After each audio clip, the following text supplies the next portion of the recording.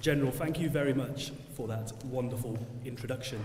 And I want to begin by just expanding my thanks also to Punjab Restaurant, Covent Garden for the refreshments and the lunch later, and of course to Royal Military Academy Sandhurst for hosting us here in this fine, prestigious room, which has seen the likes of Winston Churchill, Victor Dalip Singh, Prince Harry, and many, many more fine young men and women become British officers.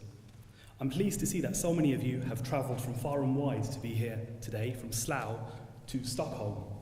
It's marvellous to share this historic occasion with you and to begin these proceedings on time. More so because while Sandhurst runs on army time, at least 5 minutes early, we Indians tend to run on Desi time, at least 5 minutes late. But our time in this life is limited. We Sikhs are all too aware of that. We are reminded of it in our daily prayers. We recognise too that it is the deeds we do that leave a lasting impression. Our individual legacy is in applying in practice that knowledge we acquire through dedication to a cause.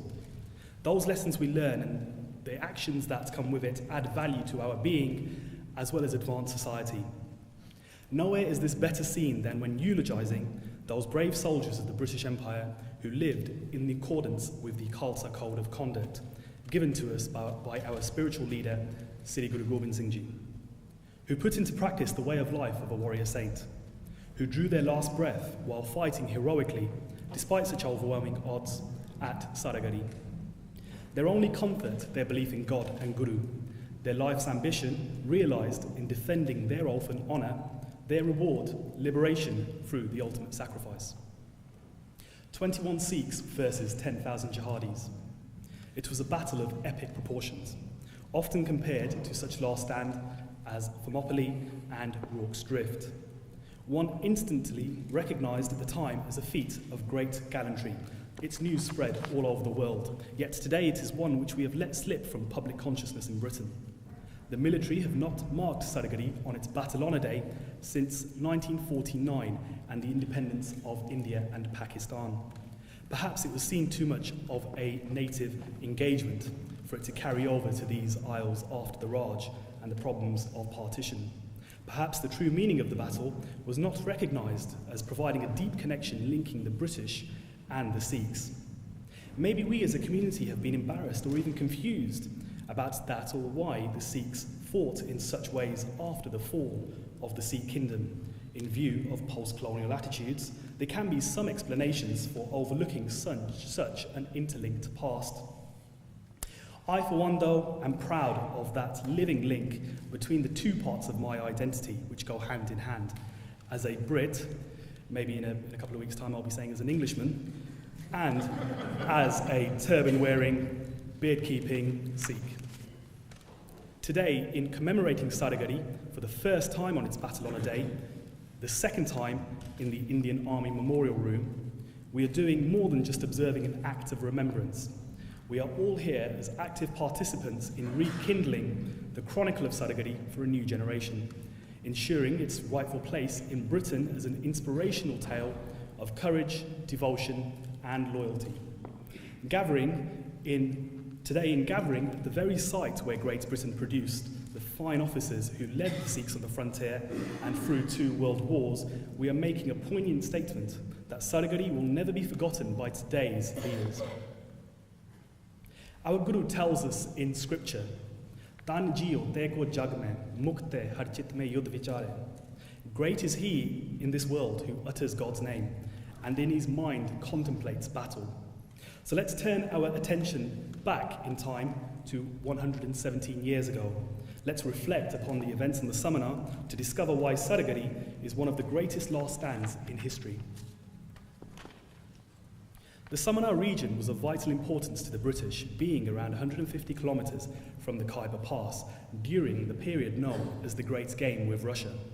It was between the garrison town of Kohat and the homeland of the Afridi and Araksi clans who provided regular tribal uprisings. The Samana was where those clans would travel when on the warpath. Into this arena was sent the 36th Sikh Regiment of Bengal Infantry. Raised specifically by the British to fight on the frontier, men were famously recruited by Captain Holmes, who challenged them to a wrestling match with the proviso that if they lost, they would enlist. Of course, Punjabi men do like a challenge, And this novel method saw the ranks swell, and perhaps it might be used today as a recruitment tool for the army in places like Southall. The regiment occupied the forts of Lockhart and Gulistan, 5 miles apart on the Samana, under the command of Lieutenant Colonel John Houghton. In between was Saragarhi, a signals post from where messages were relayed between the two forts, which did not have direct line of sight. The 30-year-old Havildar Ishar Singh commanded the garrison of soldiers at Saragarhi. He had with him an experienced signaller whose task was to send the messages via heliograph, a system of sending Morse code by flashing light on a mirror. The rest of the men were young private soldiers, on average 21 years of age. This was their first taste of battle. The enemy tribes descended upon the Samana towards the end of August 1897, with the aim of driving the British away. For 2 whole weeks, 20,000 Pathans moved around the area, trying to draw out the outnumbered and thinly spread Sikh regiment, testing their patience to fight, openly in a game of cat and mouse. The Pathans had no success and soon realised it was because of Saragarhi relaying those messages that allowed Colonel Houghton to move his men and counter any threat. And so 10,000 tribesmen descended upon the post, encircling it and cutting it off.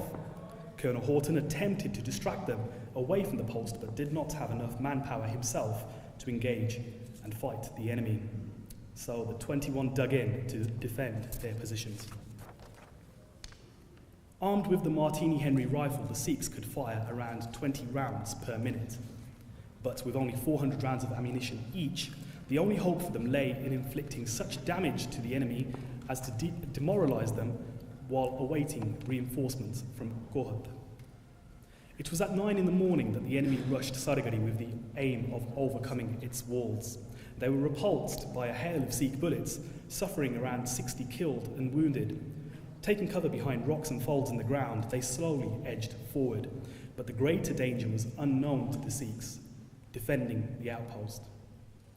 2 Pathans had managed to reach the outpost during the attack, and at a dead angle, where they could not be seen, they began to dig. The Sikhs stood firm, but by noon one was killed and another wounded, with 3 rifles broken by enemy gunfire. It did not stop them, though, from daring to raise their heads above the parapet to shoot and try and slow the enemy advance. While the hordes kept the Sikhs busy, close by the diggers achieved their aim just after 3 p.m. A section of wall began to cave in, and the Pathans took their opportunity to rush the opening. The Sikhs defended the breach as best as they could. With bayonets fixed, Ishar Singh led his men in hand-to-hand combat. The enemy piled over their own dead to get in. It was too late. The numbers simply overwhelmed the Sikhs. A sepoy soldier secured the guard room and fired on through the window. He took out 20 tribesmen before a fire was set, which consumed him and Saragarhi. The signaller, Gurmukh Singh, sent his final message before taking his weapon and exhausting his rounds upon the Pathans. The Sikhs had lasted 10 hours in the onslaught. The last sound heard was a loud war cry given by Gurmukh Singh before he died. Saragarhi had fallen. Yet the fighting raged on at Fort Gulistan nearby, where the Sikhs were unflinching and bold, fighting non-stop for 30 hours.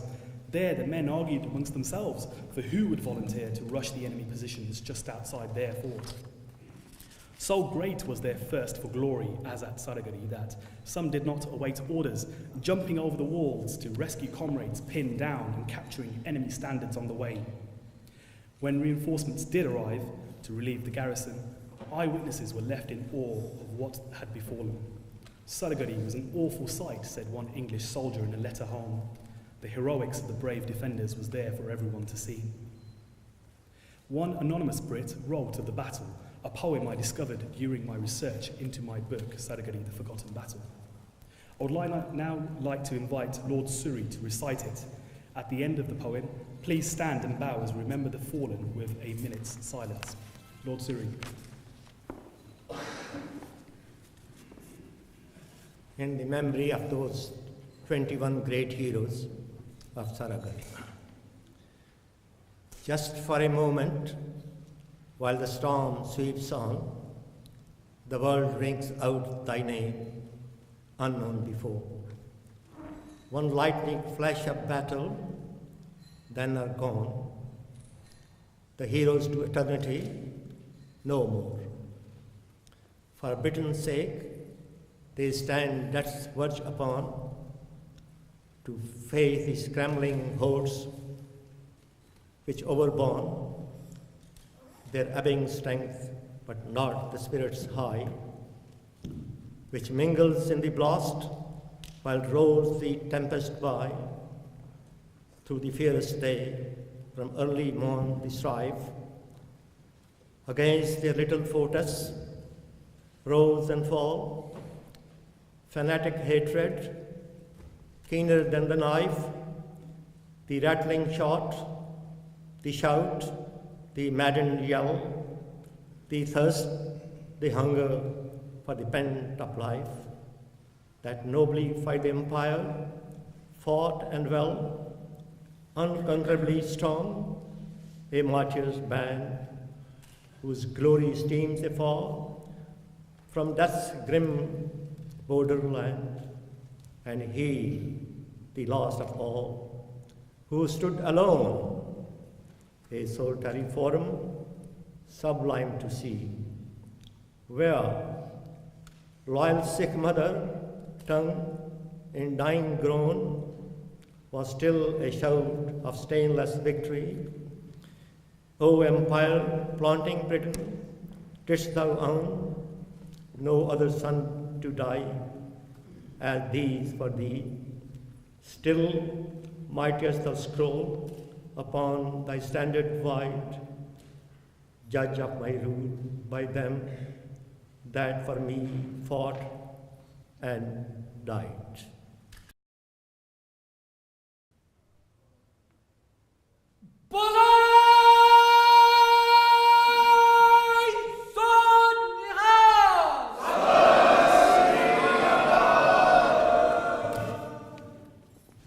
We may perish and our body become dust, but the deeds of great men and women echo through eternity. Details of the Battle of Saragarhi travelled fast, being telegrammed by a Times correspondent back to London, and then reported in newspapers around the world.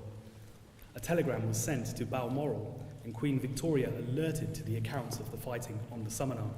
She wrote in her diary about the splendid behaviour of the Sikhs.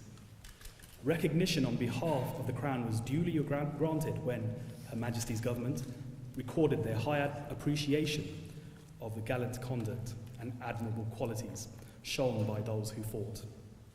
Further admiration came from the Viceroy of India, Lord Curzon, who eulogised the Sikhs at an event in Lahore, saying, "Never may the day arise when the British government in time of need cannot rely upon the Sikhs, staunch in questionable service."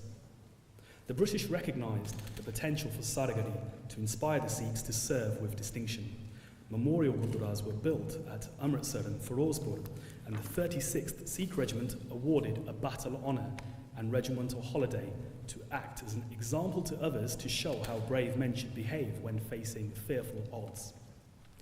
When the Memorial Gurdwara was unveiled, Lord Curzon summed up their purpose, stating, "These monuments will testify to later ages at once the valour of your race and the gratitude of mine." Today, in rekindling the significance of Saragarhi within the UK, we commemorate those sacrifices which cemented the reputation of the Sikhs as the upholders of righteousness and continues to inspire the connection here between our faith and nationality. A delegation of serving British Armed Forces personnel has also paid their respects at those memorial sites in India which were built by the British in tribute. Such feats of valour are rare. The Sikhs cemented their reputation as staunch British allies on the frontier. Saragarhi would be the benchmark for what Indian troops would aspire to achieve in war. Its shadow is a large, luminous one as we gather before a tribute in their memory the Sikhs from the Third Anglo-Afghan War in 1919. Look upon it and never forget that the Sikhs had gained a great reputation for valour and selfless service, for which they were rewarded with the responsibility of service in every arena of the Great War. It is a poignant reminder of their devotion as we mark the centenary anniversary of that conflict also. The Sikh legacy continued through to the Second World War, but with the loss of the Raj, the British lost many connections to the past deeds and gallantry of the martial races, including a link to the many regiments they had raised. It has taken some time to reconnect the place of such colonial encounters back within the forefront of our psyche. I do not doubt that there are lessons to be learned from the frontier wars, perhaps ones we should have embraced during more current conflicts. But history is a funny thing though. It is never new, but simply a repetition of what has already been. So let's ensure we are armed with the arsenal of the wisdom of the ages, so that knowledge, not ignorance, permeates our judgment in all that we do. Today we honour Saragarhi and show that it is still significant to us in the United Kingdom. It is a proud connection between our country and our race. Its legacy lives on as we continue to remember and commemorate it. The lessons lie in that our deeds too must take us towards serving our nation in any way we can add value. So when you depart here, no doubt reinvigorated by our British Sikh chronicles, please take with you the story of Saragarhi. Share it far and wide in any way you can. Be proud of the sacrifices made by the Sikhs and our community's place in our green and pleasant land. Thank you very much.